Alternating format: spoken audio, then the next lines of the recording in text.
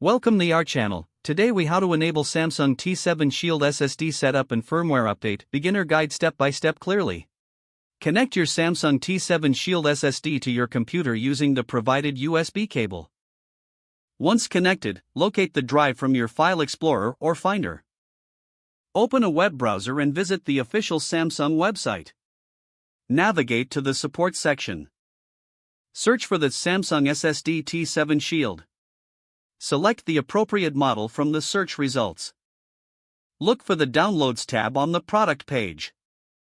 Download the Samsung Portable SSD software for your operating system. Install the software by following the on-screen prompts. After installation, launch the Samsung Portable SSD tool. The software should automatically detect your connected T7 Shield SSD.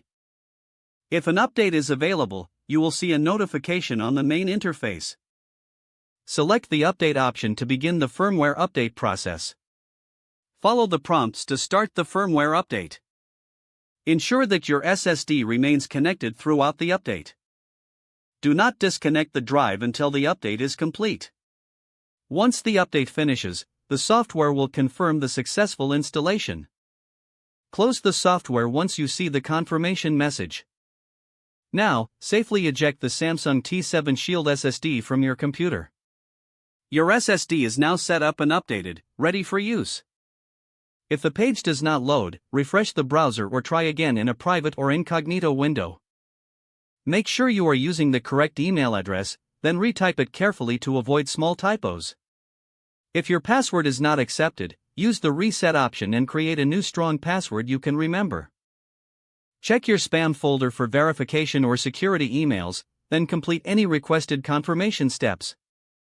Enable two-factor authentication if available to improve account security and reduce unauthorized access risk.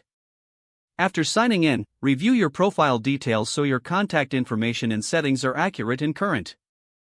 If you see an error message, note it down and try again after restarting your device and internet connection.